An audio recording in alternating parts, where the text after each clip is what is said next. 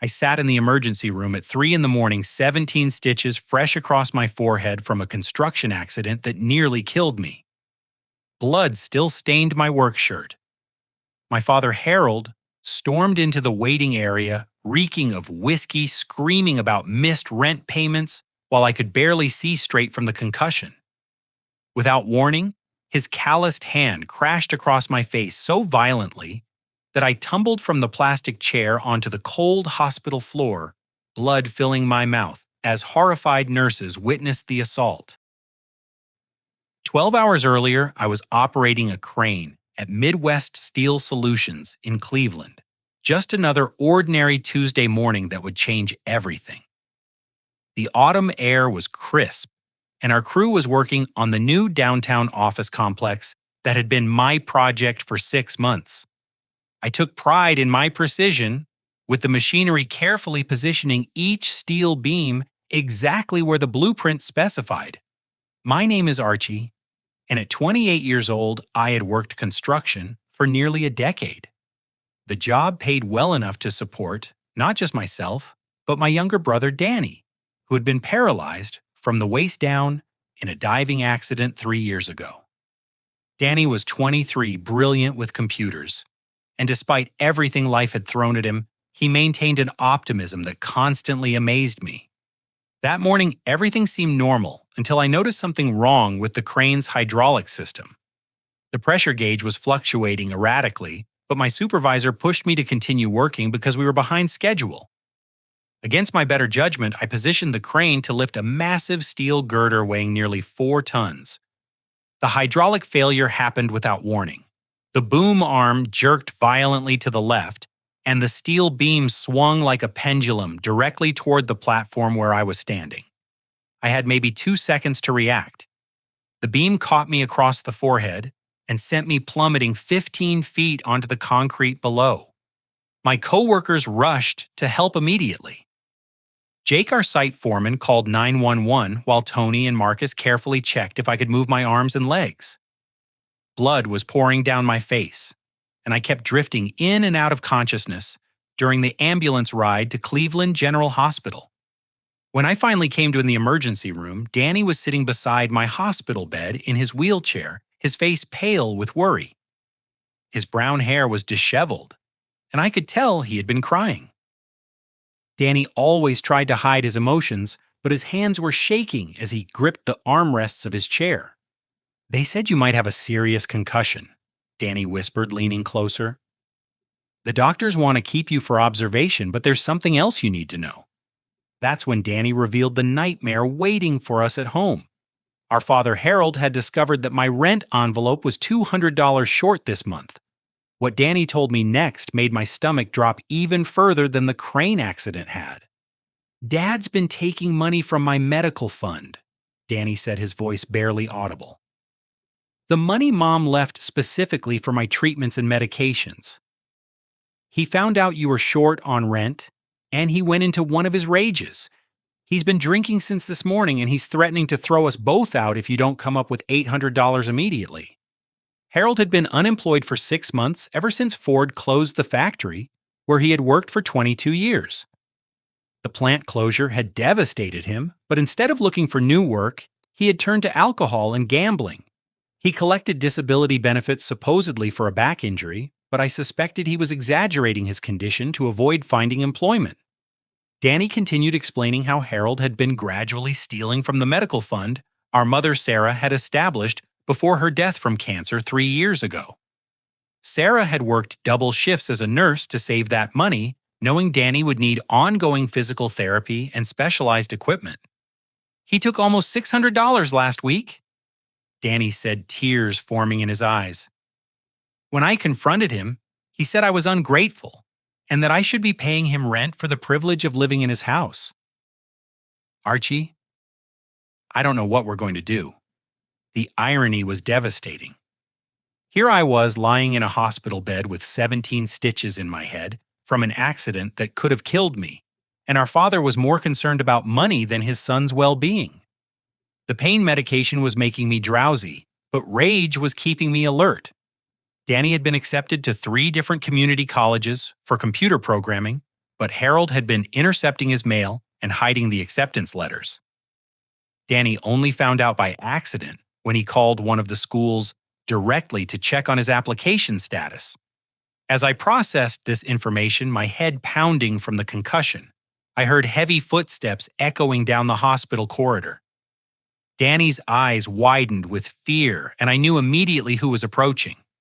Harold had found us, and from the sound of his unsteady gait, he was thoroughly drunk. The emergency room doors burst open with a bang that made other patients jump.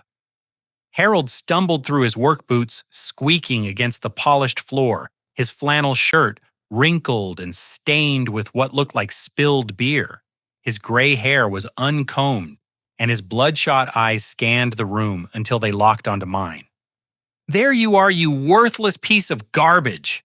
Harold slurred loudly, causing a mother with her sick child to grab her daughter and move to a different section of the waiting area. Harold's rage filled the emergency room like a toxic cloud as he staggered toward my hospital bed, pointing an accusatory finger at me. The antiseptic smell of the hospital, mixed with the stench of alcohol emanating from his clothes, created a nauseating combination that made my concussion symptoms worse. "You think you can just lie there playing the victim while I'm at home dealing with your responsibilities?" Harold shouted, his voice echoing off the sterile walls. $800, Archie. That's what you owe me, and I want it right now." Other patients in the emergency room stared in shock and discomfort. An elderly man receiving an IV drip looked frightened, and a nurse named Patricia quickly approached our area, her expression showing both concern and determination. "Sir, you need to lower your voice," Patricia said firmly. "This is a hospital, and your son has suffered a serious injury that requires rest and quiet." Harold turned his bloodshot glare toward Patricia, and for a moment I thought he might direct his anger at her. Instead, he forced a fake smile and adopted a completely different tone, the manipulative charm he used whenever authority figures were present. "Oh, I'm sorry, nurse. I'm just worried sick about my boy here." You understand how scary it is for a father to get that phone call about a construction accident. I rushed right over from work. Patricia's expression softened slightly, but I could see skepticism in her eyes. Harold's performance was convincing to someone who didn't know his patterns of behavior, but Patricia had been working in emergency medicine for 15 years and had seen plenty of family dynamics during crisis situations. The moment Patricia stepped away to check on another patient, Harold's mask dropped completely. His fake concern disappeared, replaced by cold calculation and barely controlled fury. "You listen to me very carefully," Harold hissed, leaning close to my hospital bed so only Danny and I could hear him. "I don't care if you have a concussion or 17 stitches or anything else. You're going to figure out how to get me that money, or both of you are going to find somewhere else to live." Danny tried to intervene, wheeling his chair closer to Harold. "Dad, Archie almost died today. Can't this wait until he's recovered? The doctor said he needs to avoid stress because of the head injury." Harold's response was to grab the handles of Danny's wheelchair and jerk it backward, causing Danny to grip the armrests to avoid falling. "Don't tell me how to handle my own business, cripple. This is between me and your brother." The casual cruelty of Harold using Danny's disability as an insult made my vision blur with anger, though it could have been the concussion. I tried to sit up in the hospital bed, but the movement made my head spin violently. "Leave Danny out of this," I said, my voice weaker than I intended. "If you have a problem with me, we can discuss it when I'm not seeing double from a brain injury." Harold laughed, a harsh sound that contained no humor. "Oh, now you want to play tough. You've been babying this family for years, Archie. Paying for everything, making excuses, acting like you're some kind of hero. Well, heroes don't leave their families hanging when the bills come due." That's when Harold revealed the true scope of his financial irresponsibility. He had not only been stealing from Danny's medical fund, but he had also been forging both of our signatures on various documents. He had taken out a payday loan using my employment information, opened a credit card in Danny's name, and had been selling items from our mother's estate without telling us. "The Martinez brothers don't care about your construction accident." Harold continued, his voice taking on a threatening edge. They want their money by 6 in the morning, or they're going to make our lives very unpleasant. That's $800 I owe them because of a poker game that went bad last weekend. The Martinez brothers ran illegal gambling operations out of a warehouse on the east side of Cleveland. Everyone in our neighborhood knew to avoid them, but Harold had apparently been frequenting their poker games for months. Vincent and Carlos Martinez had reputations for violence when collecting debts, and they didn't care about family circumstances or medical emergencies. Danny's face went pale when he heard this revelation. "Dad, you promised Mom before she died that you would stop gambling. You swore on her grave that you would take care of us." Harold's expression turned ugly. "Your mother isn't here anymore to make demands. I'm the head of this household, and I'll do whatever I think is necessary. If that means playing poker to try to win some money to pay the bills, then that's what I'll do." "But you lost," I pointed out, struggling to keep my voice steady despite the pounding in my skull. "You didn't win money to pay bills. You created a debt to dangerous people who are now threatening our family." Harold's hand moved toward his belt, and for a terrifying moment, I thought he might become physically violent right there in the emergency room. Instead, he grabbed a metal bedpan from the medical cart nearby and held it like a weapon. "Maybe I should finish what that construction site started," Harold said, his voice low and menacing. "Save everyone the trouble of dealing with your attitude." Security guard Marcus appeared at the entrance to our section of the emergency room. Marcus was a large African-American man in his 50s who had clearly dealt with similar situations before. He approached calmly but alertly, his hand resting on his radio. "Is there a problem here, folks?" Marcus asked, his tone professional but firm. Once again, Harold switched to his manipulative charm. He set down the bedpan and smiled broadly at Marcus. "No problem at all, officer, just a concerned father checking on his injured son. You know how emotional these situations can get." Marcus looked between Harold, Danny, and me, clearly trying to assess the situation. "Sir, I'm going to need you to keep your voice down and respect the hospital environment. If you can't do that, I'll have to ask you to leave." Harold nodded enthusiastically. Of course, I completely understand. Hospital rules are important. I'll keep it quiet." Marcus lingered for a few more seconds, his experienced eyes taking in Harold's disheveled appearance and the tension in our family dynamic. Eventually, he moved on to continue his rounds, but I noticed he didn't go very far and kept glancing back in our direction. The moment Marcus was out of earshot, Harold leaned over my hospital bed again, his breath reeking of whiskey and cigarettes. "You have until tomorrow morning to figure this out, Archie. $800, or I'm telling the Martinez brothers where to find you and your crippled brother. They don't care if you're in a hospital or anywhere else." Danny gasped at the threat, and I felt a surge of protective rage that temporarily overrode the pain from my head injury. Harold was essentially threatening to put his own sons in mortal danger to cover his gambling debts. "You would really do that?" I asked, staring into Harold's bloodshot eyes. "You would put Danny at risk because of your own mistakes." Harold's response was to reach into his jacket pocket and pull out a handful of papers. They were withdrawal slips from Danny's medical fund account, each one bearing what looked like Danny's signature but was clearly forged. "I've already taken what I could from the medical fund," Harold said, waving the papers in front of us. "But it wasn't enough. The Martinez brothers don't accept partial payments, and they don't care about sob stories. They want $800 in cash, and you're going to provide it." Danny stared at the forged withdrawal slips in horror. "That money was supposed to last me 2 years. It was for my physical therapy and the adaptive equipment I need for college." Harold shrugged callously. "College is a luxury you can't afford right now. Family obligations come first." The hypocrisy was staggering. Harold was calling college a luxury while he spent money on illegal gambling, but he expected his injured son to somehow produce $800 immediately after a serious accident. "I don't have that kind of money available right now," I said honestly. My paycheck goes to household expenses and Danny's needs. I don't keep large amounts of cash sitting around. Harold's face twisted with rage. Then you better figure something out because the Martinez brothers are expecting payment in 4 hours. When I refused to enable Harold's gambling addiction any further, his violence escalated beyond just threats.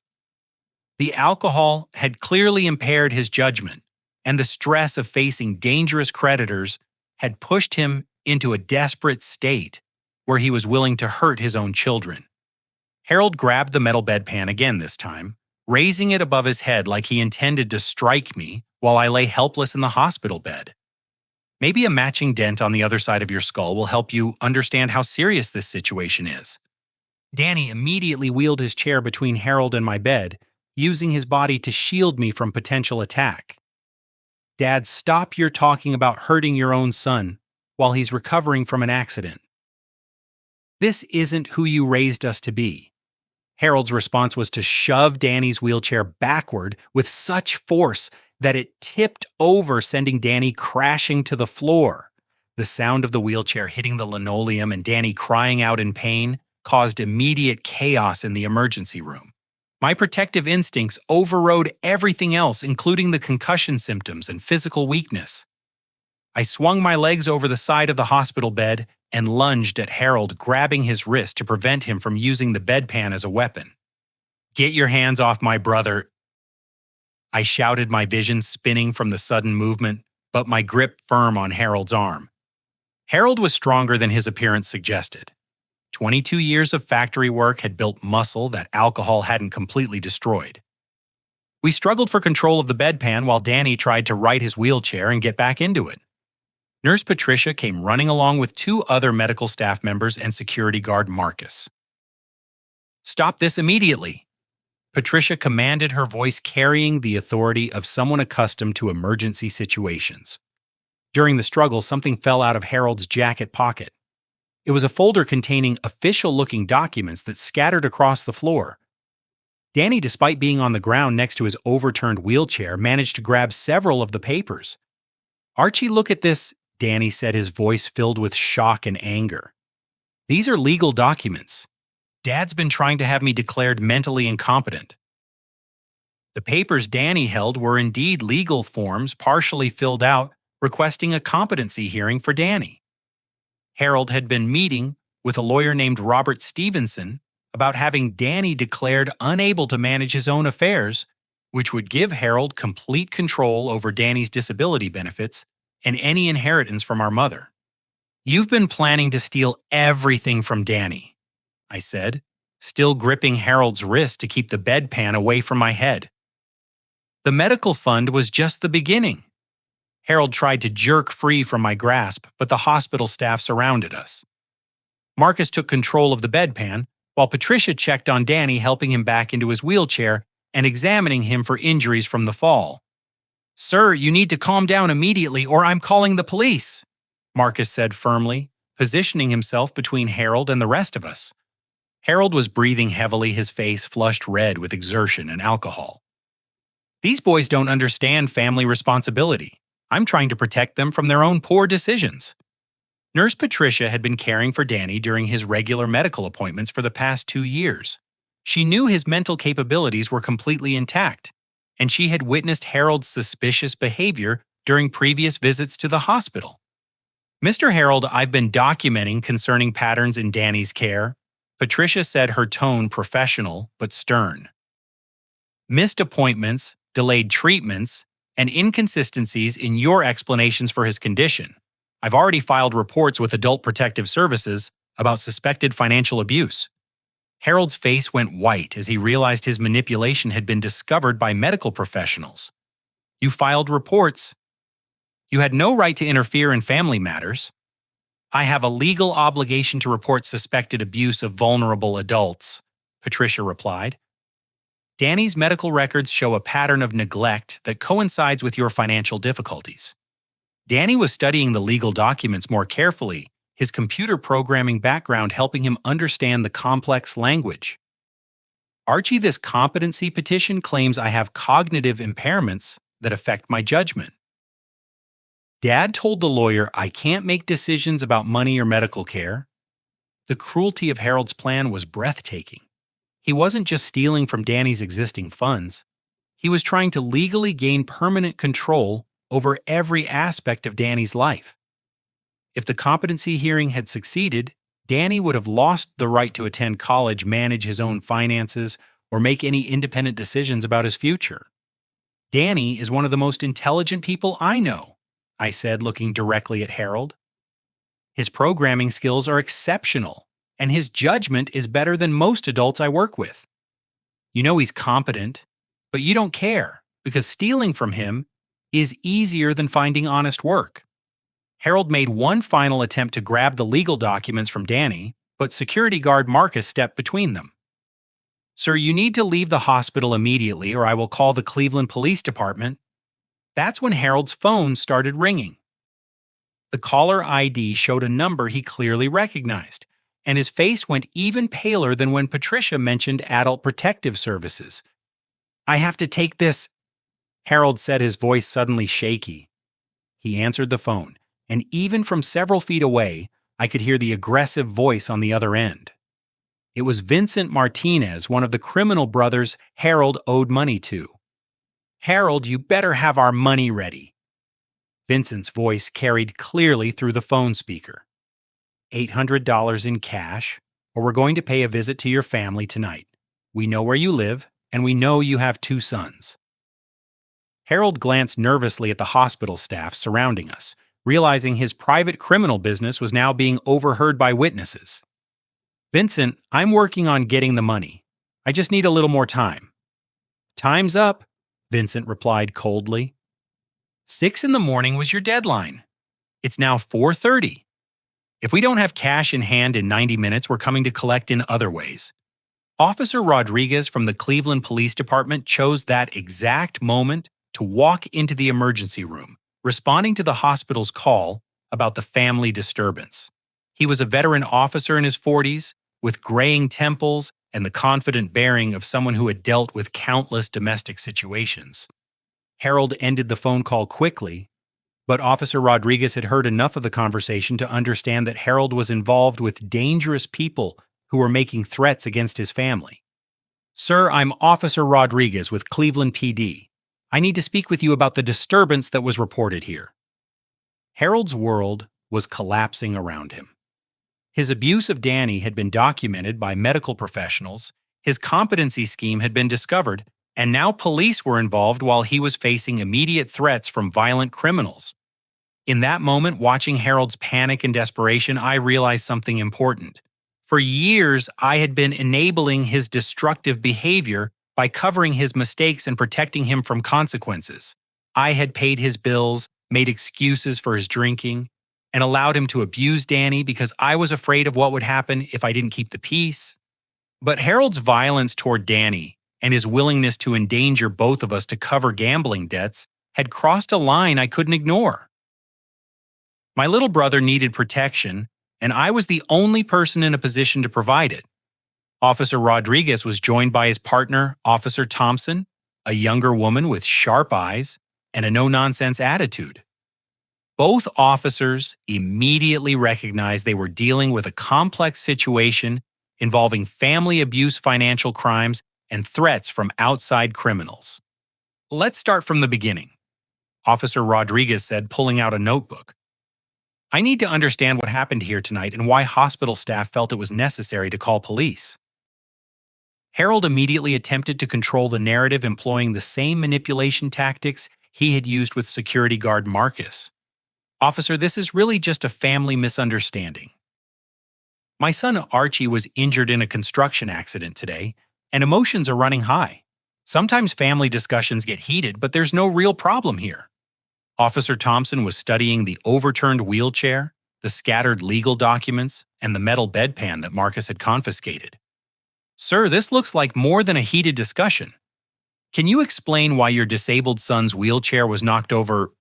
Danny found his voice speaking clearly and calmly, despite the trauma he had just experienced. Officers, my father has been stealing from my medical fund and forging my signature on withdrawal slips. He just tried to hit my brother with that bedpan, and when I tried to protect him, Dad pushed my wheelchair over. Officer Rodriguez looked at the legal documents Danny was still holding. What are those papers? My father has been secretly trying to have me declared mentally incompetent so he can control my disability benefits. Danny explained, handing the documents to Officer Rodriguez. He's been meeting with a lawyer about taking away my legal rights. Officer Thompson began examining Harold more carefully, noting his obvious intoxication and the smell of alcohol on his clothing. Sir, have you been drinking tonight? Harold tried to deflect.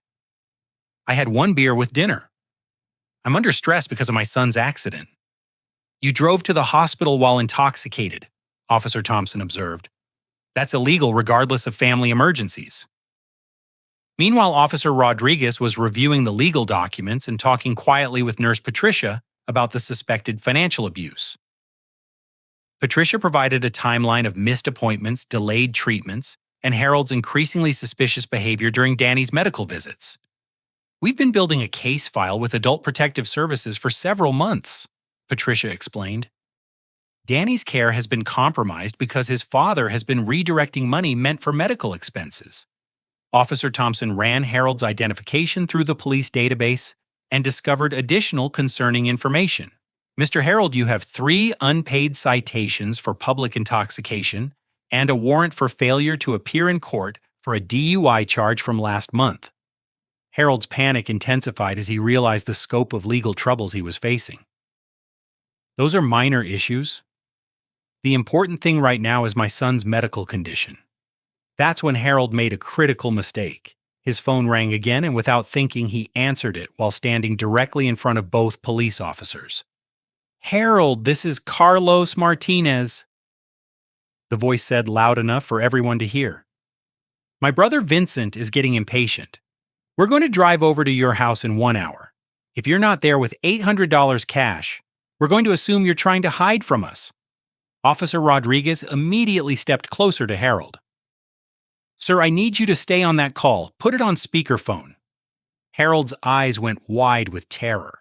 He was trapped between dangerous criminals demanding payment and police officers who could now connect him to illegal gambling operations. Carlos, I can't talk right now, Harold said nervously. You can't talk, Carlos replied angrily. You can talk, or you can deal with the consequences. We know about your sons, Harold, the construction worker and the cripple. Maybe they can help you find our money. Officer Thompson was already calling for backup, while Officer Rodriguez continued listening to the threatening conversation.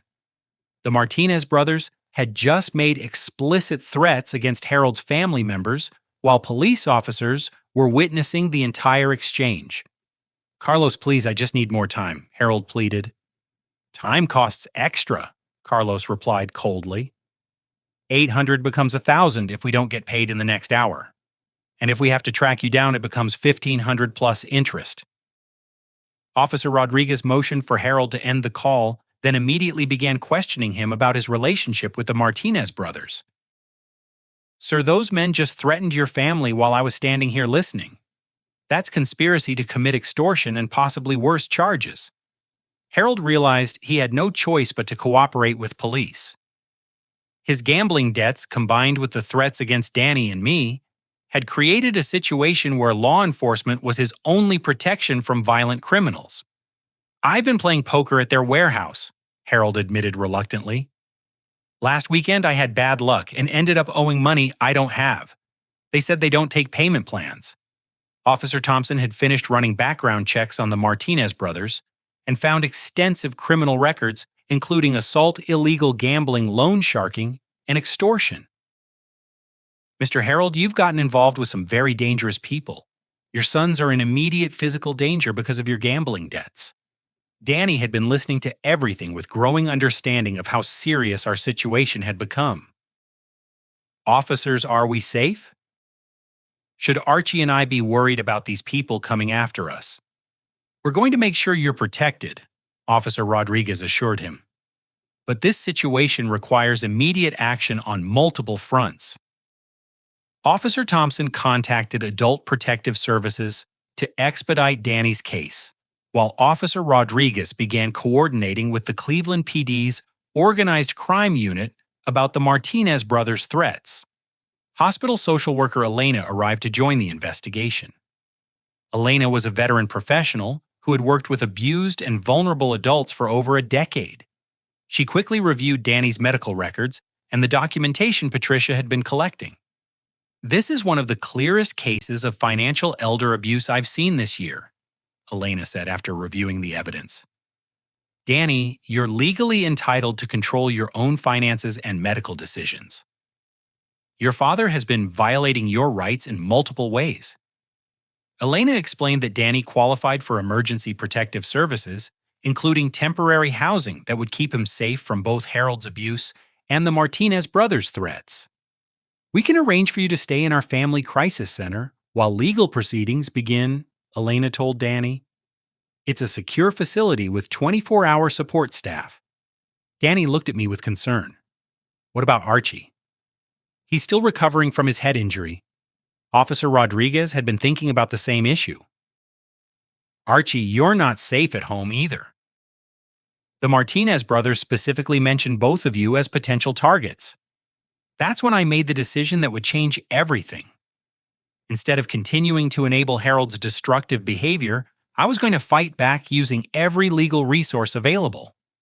"I want to press charges," I said clearly, looking directly at Officer Rodriguez, "against my father for assault, and I want protection from the Martinez brothers." Officer Thompson nodded approvingly. "That's the right choice. We have witnesses to the assault, and we have recorded threats from known criminals." Harold's face went white as he realized his sons were no longer going to protect him from the consequences of his actions. "Archie, you can't be serious. I'm your father." "You stopped being a real father when you started stealing from Danny and threatening to have him declared incompetent," I replied. "And you definitely stopped being a father when you put both of us in danger to cover your gambling debts." Officer Rodriguez began the formal arrest process, while Officer Thompson coordinated with other units about the Martinez brothers. Harold would be charged with assault, financial, elder abuse, forgery, and conspiracy related to the threats against his family. Elena worked with Danny to arrange immediate placement in protective housing, while Patricia made sure my medical needs would be accommodated despite the family crisis.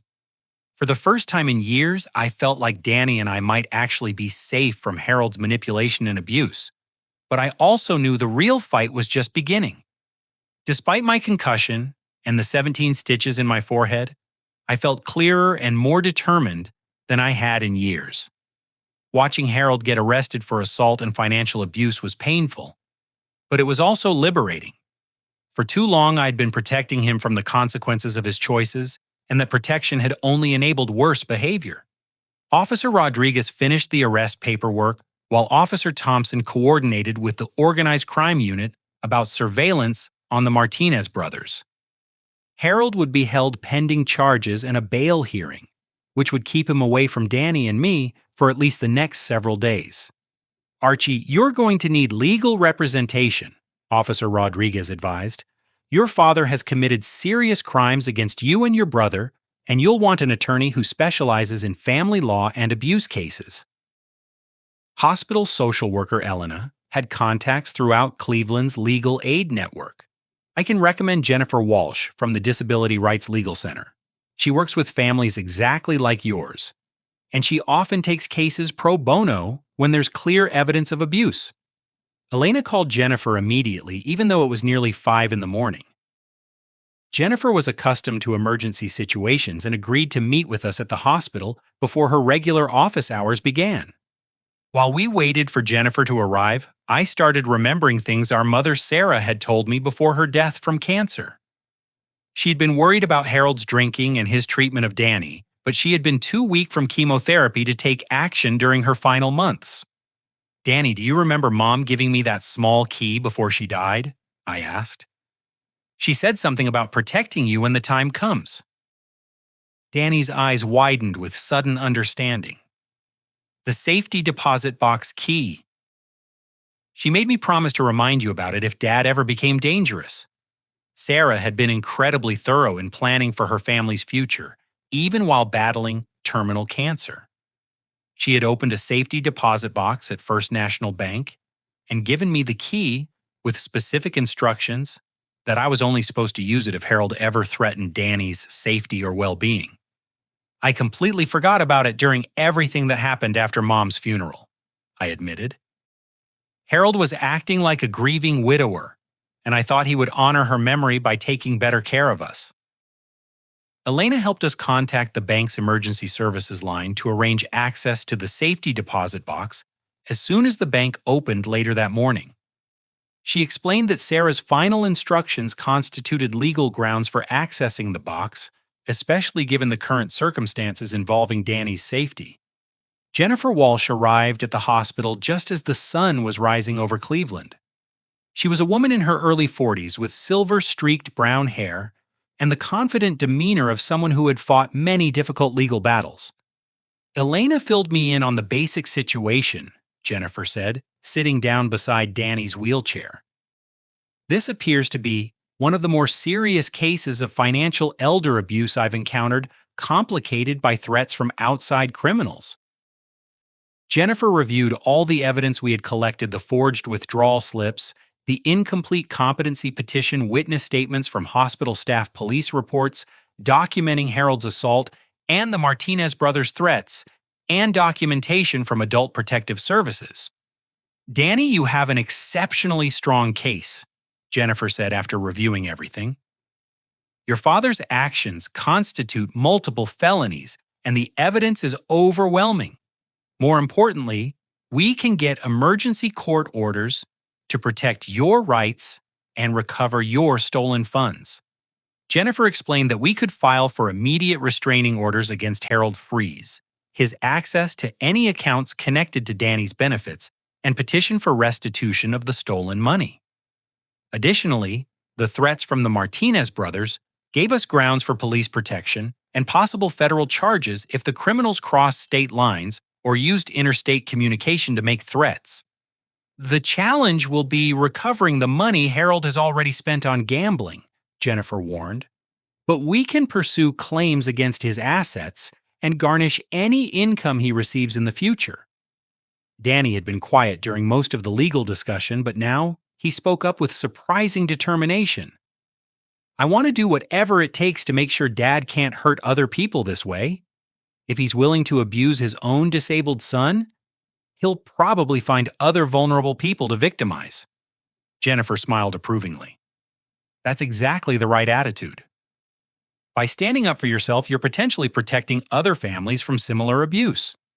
While Jennifer began preparing emergency legal motions, Elena worked with the hospital to arrange Danny's transfer to the Family Crisis Center.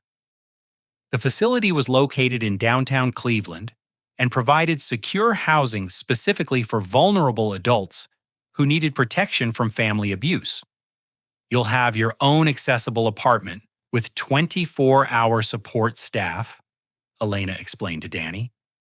"The center also has computer facilities where you can continue your college coursework."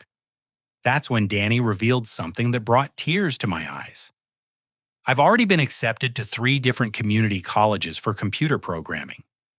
I applied using the computers at the public library because Dad was intercepting my mail. Harold had been stealing more than just money from Danny. He had been stealing Danny's future by preventing him from accessing educational opportunities that could lead to independence and career success." "Which colleges?" Jennifer asked, already thinking about legal implications. "Cuyahoga Community College, Cleveland State Community College, and Lorain County Community College," Danny replied. "All 3 offered me special support services for students with disabilities." Jennifer made notes about the intercepted mail, which constituted federal mail tampering charges, in addition to all the state crimes Harold had committed. Elena arranged for Danny to be transported to the crisis center in a medical transport vehicle, while I prepared for discharge from the hospital. My concussion symptoms were improving, and the doctors felt I would be safe to leave as long as I had somewhere secure to stay. "You can stay in our family housing unit with Danny," Elena offered. "It's designed for exactly these situations where family members need protection together." Before leaving the hospital, I called my supervisor at Midwest Steel Solutions to explain the situation. Jake, our site foreman, had been worried about me since the crane accident and was shocked to learn about the family crisis that followed. "Take all the time you need, Archie," Jake said. "Your job will be here when you're ready to come back. And if there's anything the crew can do to help, just let us know." The support from my coworkers was overwhelming. Within 2 hours, Tony and Marcus had organized a collection to help with our immediate expenses, and they offered to help move our belongings out of Harold's house once it was safe to do so. As we prepared to leave Cleveland General Hospital, I realized that the crane accident that could have killed me had actually saved both Danny and me from years of continued abuse. If I hadn't been hospitalized, we might never have confronted Harold's escalating criminal behavior. The first step in fighting back was getting safe housing and legal representation. The next step would be accessing whatever resources our mother had left for us in that safety deposit box. But for the first time since our mother's death, I felt genuine hope that Danny and I could build the kind of life she had wanted for us. At 9 in the morning, Jennifer Walsh accompanied Danny and me to First National Bank to access our mother's safety deposit box. The bank manager, Mrs. Peterson, had reviewed Sarah's account records and confirmed that I was authorized to access the box under the emergency circumstances outlined in her final instructions. "Your mother was very specific about when this box should be opened," Mrs. Peterson said as she led us to the vault. "She left detailed written instructions about protecting Danny if your father ever became dangerous or abusive." The safety deposit box was larger than I had expected, and when Mrs. Peterson opened it, I understood why. Sarah had been preparing for this moment throughout her final battle with cancer, knowing she might not survive to protect Danny herself. Inside the box was a thick folder containing documentation that took my breath away. Sarah had been secretly recording Harold's drinking episodes, financial irresponsibility, and threats toward Danny. She had kept detailed journals for over 2 years, documenting every incident of abuse she witnessed. "Look at this," Jennifer said, reviewing Sarah's journals. "Your mother was building a legal case against Harold long before her death. She had already contacted a family law attorney about divorce proceedings before her cancer diagnosis. Sarah's journals revealed the true extent of Harold's problems. His gambling addiction had started 3 years before her death, and he had been stealing from family accounts to cover losses for much longer than we realized. Sarah had discovered Harold taking money from Danny's medical fund even while she was still alive, but she had been too weak from chemotherapy to take legal action. Mom knew exactly what kind of person Dad was becoming." Danny said, his voice filled with both sadness and admiration. "She was trying to protect us even while she was dying." But the most incredible discovery was an envelope containing $8,000 in cash, along with a letter addressed to both Danny and me. "My dearest sons," the letter began. "If you are reading this, it means Harold has become the man I feared he would become after my death. This money is for Danny's education and independence, and for both of you to start new lives away from his abuse and manipulation." Sarah's letter continued with specific instructions about using the money strategically rather than simply giving it to Harold to solve his immediate problems. She had understood that enabling his gambling and drinking would only make the situation worse. "Do not pay Harold's debts or bail him out of trouble," Sarah had written. "Use this money to build the future Danny deserves and to protect yourselves from Harold's choices. I love you both more than words can express." Jennifer was amazed by the thoroughness of Sarah's preparation. "Your mother essentially conducted a 2-year investigation of family abuse and documented everything according to legal standards. This evidence will be crucial in prosecution and civil proceedings. With Sarah's documentation and the emergency funds, we were able to implement a comprehensive plan to protect Danny and hold Harold accountable for his crimes. Jennifer used the evidence to file charges including financial elder abuse, forgery, mail tampering, and conspiracy to defraud government benefit programs. The case was so clear and well documented that the district attorney's office agreed to prioritize prosecution. Meanwhile, I hired private investigator Rick Sullivan to gather evidence on the Martinez brothers' illegal gambling operation. Rick was a former Cleveland police detective who specialized in organized crime cases, and he immediately recognized the significance of Harold's situation. The Martinez brothers have been running illegal gambling for over 5 years, Rick explained during our first meeting. They prey on people exactly like your father, vulnerable addicts with access to family money. If we can gather evidence of their operation, we can get them arrested and eliminate the threat to your family. Rick's plan was brilliant in its simplicity. Instead of paying Harold's gambling debt, we would use the recorded threats as evidence to help police build a case against the Martinez brothers for extortion and illegal gambling. Harold will wear a wire during a meeting with the Martinez brothers, Rick suggested. We'll coordinate with Cleveland PD to record them making explicit threats and discussing their illegal operation. The controlled meeting took place 3 days later in the parking lot of an abandoned warehouse on Cleveland's east side. Harold, facing multiple criminal charges and the possibility of years in prison, agreed to cooperate with police in exchange for reduced charges. Officer Rodriguez and the organized crime unit provided backup while Harold wore a recording device to his meeting with Vincent and Carlos Martinez. The brothers made detailed threats about what would happen to Danny and me if Harold didn't pay his gambling debt, providing police with clear evidence of extortion. "We know where your sons live, Harold," Vincent Martinez said, his voice clearly captured by the recording equipment. "The construction worker and the cripple. Maybe we should collect our debt from them since you can't seem to manage your responsibilities." Carlos Martinez was even more explicit. "We run this neighborhood, Harold. Nobody owes us money for long. Pay up, or your family discovers what happens when people don't respect our business." The recording provided evidence not only of extortion and threatening behavior, but also of the Martinez brothers' ongoing illegal gambling operation. Police were able to obtain search warrants for their warehouse and arrest both brothers, along with several associates. Within 1 week, the immediate threat to our family was eliminated, and Harold's gambling debts were erased because they resulted from illegal activities. But the most important transformation was happening with Danny himself. Free from Harold's abuse and manipulation, Danny flourished in ways I had never seen before. The Crisis Center provided him with adaptive computer equipment, and he began excelling in his online college courses. "Archie, look at this," Danny said excitedly, showing me his first programming assignment.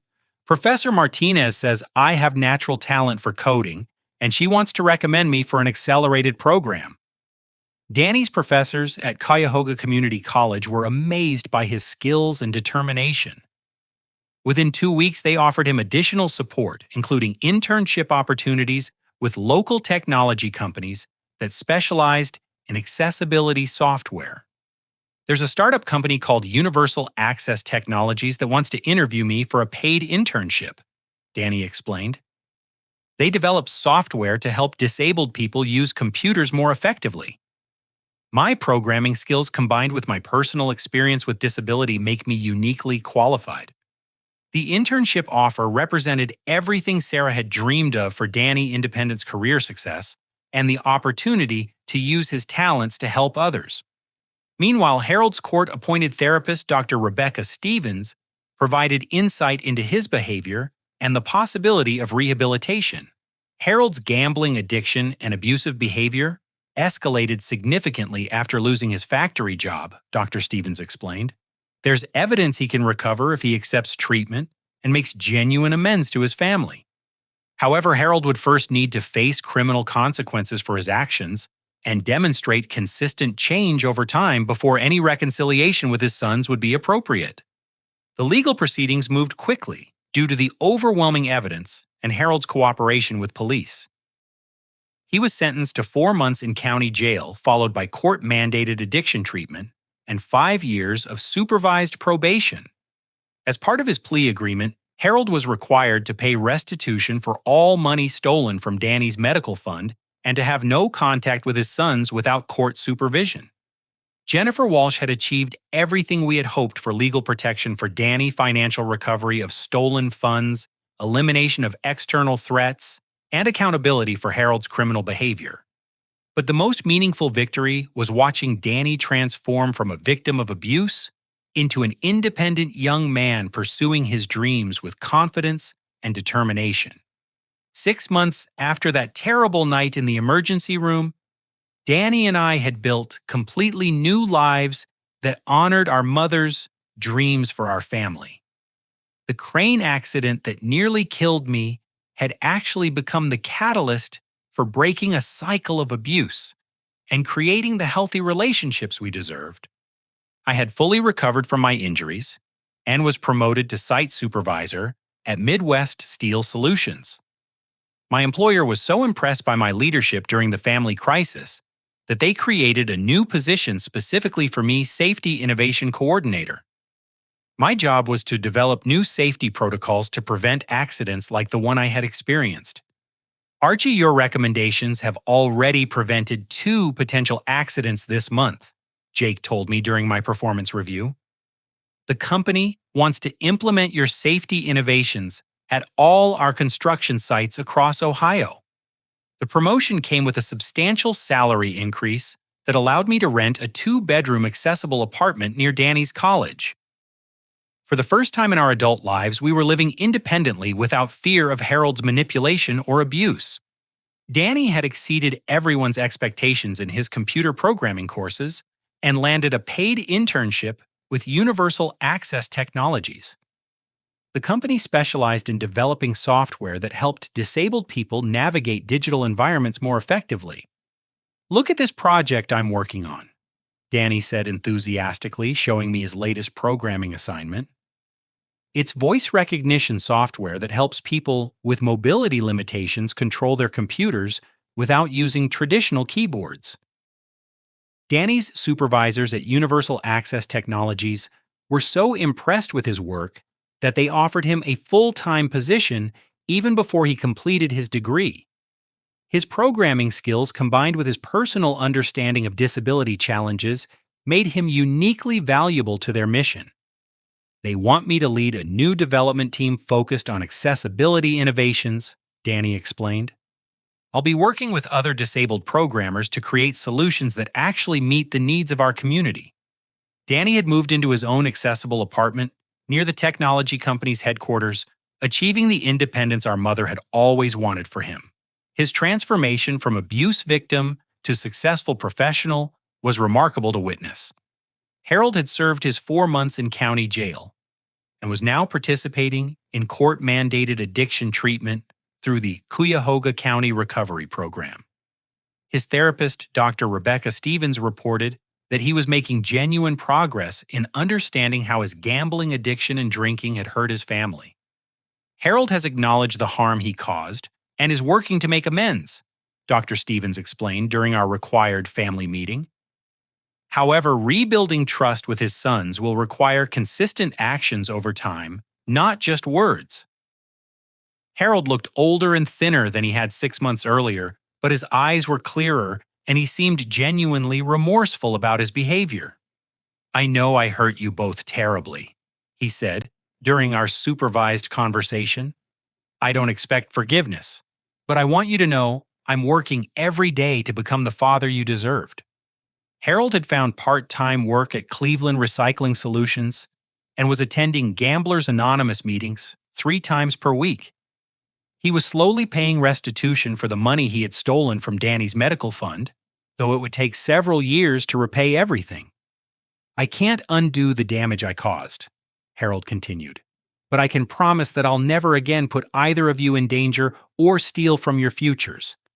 Danny and I weren't ready for full reconciliation, but we could see genuine change in Harold's behavior. He was taking responsibility for his actions rather than making excuses or blaming others. The Martinez brothers had been convicted on federal charges for running an illegal gambling operation and making terroristic threats. Vincent Martinez received 3 years in federal prison, while Carlos Martinez received 5 years due to his more extensive criminal history. Their conviction eliminated any remaining threat to our family and provided justice for the many families they had victimized through predatory gambling practices. Jennifer Walsh had successfully recovered all the money Harold had stolen from Danny, plus additional compensation for emotional damages. The legal victory established important precedents for protecting other disabled adults from family financial abuse. Your case has already helped 3 other families facing similar situations, Jennifer reported. By standing up for your rights, you've created legal tools that protect other vulnerable adults. The most meaningful outcome was watching Danny thrive in ways that would have been impossible under Harold's control. His success in college and his career proved that his abilities had never been limited by his disability, only by the abuse he had endured. I'm developing software that will help thousands of disabled people access education and employment opportunities, Danny told me proudly. Mom would be so proud of what we've accomplished. Our mother's secret preparation and emergency fund had made everything possible. Her $8,000 investment in our future had grown into successful careers, safe housing, legal protection, and most importantly, the confidence to defend ourselves against abuse. On the anniversary of our mother's death, Danny and I visited her grave together. We brought flowers and a printed copy of Danny's first published research paper about accessibility software development. "We did it, Mom," I said quietly, placing the flowers on Sarah's gravestone. "Danny is safe, successful, and independent just like you wanted." Danny added his own tribute. "Thank you for protecting us even after you were gone. We used your gifts to build the life you dreamed of for our family." Standing in that cemetery, I reflected on the life lesson that had emerged from our terrible ordeal. Protecting those who cannot protect themselves sometimes requires enormous personal courage and sacrifice. I had learned that family loyalty doesn't mean enabling destructive behavior, and that sometimes the most loving thing you can do is refuse to participate in someone's self-destruction. True strength isn't about accepting abuse for the sake of peace, but about standing up for what's right even when it's terrifying and difficult. The hospital incident that seemed like a devastating low point had actually become the catalyst for breaking a cycle of abuse and building the healthy family relationships we deserved. Harold's recovery was still ongoing, and our relationship remained complicated. But Danny and I had proven that we could protect each other and build successful lives despite the trauma we had endured. The crane accident that nearly killed me had ultimately saved both of us by forcing a confrontation with problems we had been avoiding for years. Sometimes life's most painful moments become the foundation for the most meaningful growth and positive change. Danny's success as a programmer and advocate for disability rights honored our mother's memory while creating hope for countless other families facing similar struggles. His journey from abuse victim to successful professional proved that, with proper support and protection, people can overcome incredible adversity and achieve their dreams. Our story had transformed from one of victimization and despair into one of courage, justice, and hope. The 17 stitches in my forehead had healed completely, leaving only a small scar that reminded me of the night our real lives began. As Danny and I left the cemetery that day, we weren't just surviving anymore. We were thriving, building futures worthy of the sacrifices our mother had made to protect us, and proving that love and determination can triumph over even the most difficult circumstances. Have you ever been in a situation where you had to choose between keeping peace in your family and protecting someone you love from harm? How did you find the courage to stand up for what was right, even when it meant confronting someone close to you? I'd love to hear your thoughts in the comments below about how we can better support family members who are being mistreated or taken advantage of. If this story resonated with you, please take a moment to like this video, subscribe to the channel for more real-life stories of overcoming adversity, and share this with anyone who might need to hear that they have the strength to break free from harmful situations. Thank you for listening to our journey, and I wish you and your families the courage to always choose love and protection over fear and silence.